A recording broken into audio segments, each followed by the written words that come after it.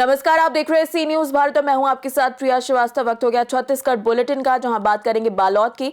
मुख्यमंत्री विष्णुदेव साय ने प्रदेश भर सहित बालोद जिले के अटल परिसरों का वर्चुअली लोकार्पण किया। साथ ही बात होगी दुर्ग की, जहां पर भिलाई में दिव्य हनुमंत कथा करने पहुंचे पंडित धीरेन्द्र कृष्ण शास्त्री ने कथा से पहले पत्रकारों से बातचीत में फिर से दिया एक बड़ा बयान।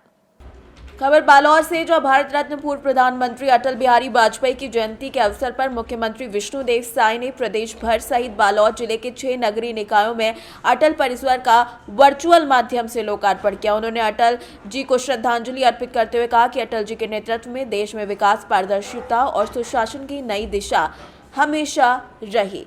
बता दें कि साय ने वर्चुअल माध्यम से जिले के नगर पालिका दल्ली जहरा, नगर पंचायत चिखलाकसा, डोंडी गुरूर, गुंडर देहरी और अर्जुनदा में नवनिर्मित अटल परिसर का लोकार्पण किया। बता दें कि नगर पालिका दल्ली राजरहरा में आयोजित वर्चुअल कार्यक्रम के अवसर पर नगर पालिका अध्यक्ष तोरण साहू, राष्ट्रीय बाल संरक्षण आयोग के पूर्व सदस्य यशवंत जैन, वरिष्ठ जनप्रतिनिधि पवन साहू और पूर्व जिला पंचायत अध्यक्ष देवलाल ठाकुर और नगर पालिका उपाध्यक्ष मनोज दुबे सहित बड़ी संख्या में जनप्रतिनिधि, आम नागरिकगण मौजूद रहे। इस अवसर पर राष्ट्रीय बाल संरक्षण आयोग के पूर्व सदस्य यशवंत जैन ने कहा कि छत्तीसगढ़ राज्य निर्माण के अलावा छत्तीसगढ़ में विकास की गंगा बहाकर छत्तीसगढ़ के नवनिर्माण में पूर्व प्रधानमंत्री अटल बिहारी वाजपेयी का अत्यंत महत्वपूर्ण योगदान रहा है। समारोह को पूर्व जिला अध्यक्ष देवलाल ठाकुर और वरिष्ठ जनप्रतिनिधि पवन साहू ने भी संबोधित कर पूर्व प्रधानमंत्री अटल बिहारी वाजपेयी के देश के नवनिर्माण में उनके योगदान पर प्रकाश डाला। बालोद से सी न्यूज संवाददाता रमेश कुमार चेला की रिपोर्ट। दुर्ग से खबर है, जो भिलाई में दिव्य हनुमंत कथा करने पहुंचे पंडित धीरेन्द्र कृष्ण शास्त्री ने कथा से पहले पत्रकारों से बातचीत में बड़ा बयान दिया। उन्होंने बांग्लादेश में हिंदुओं पर हुई घटना का जिक्र करते हुए कहा कि वहां हिंदू होना गुनाह बन गया है और यदि समय रहते जागरूकता नहीं आई तो भारत में हिंदू होना अपराध बन सकता है। इसीलिए हिंदू एकता और हिंदू राष्ट्र का ही सही समय है। उन्होंने संविधान पर अपनी बात रखते हुए कहा कि हमारे पूर्वजों द्वारा स्वीकार किए गए संविधान के प्रति उनकी पूरी निष्ठा है। एक हाथ में संविधान तो दूसरे हाथ में गीता रामायण है। राम भगवान के चरित्र से और चित्र से शुरू होने वाले संविधान को वो मानते हैं और उनका उद्देश्य कागज पर नहीं बल्कि लोगों के दिलों में हिंदू राष्ट्र स्थापित करना है। तो संविधान बोर्ड बंद हो, ये ज्यादा बेहतर। यदि बांग्लादेश की सुनो, आप जवाब सुनो। यदि बांग्लादेश की जो करतूत अभी हुई है, 2 दिन पहले जिंदा हिंदू को जलाया गया, सिर्फ इसलिए जलाया गया कि वो हिंदू था। भारत में रहने वाले सनातनी, हमारी बात कान खोलकर सुन लो। जब बांग्लादेश में हिंदू होना गुनाह अपराध है तो ये सोचनीय विषय है, वो दिन दूर नहीं जब भारत में भी हिंदू होना अपराध होगा। यही समय है, सही समय है, अभी समय है हिंदू एकता का और हिंदू राष्ट्र का।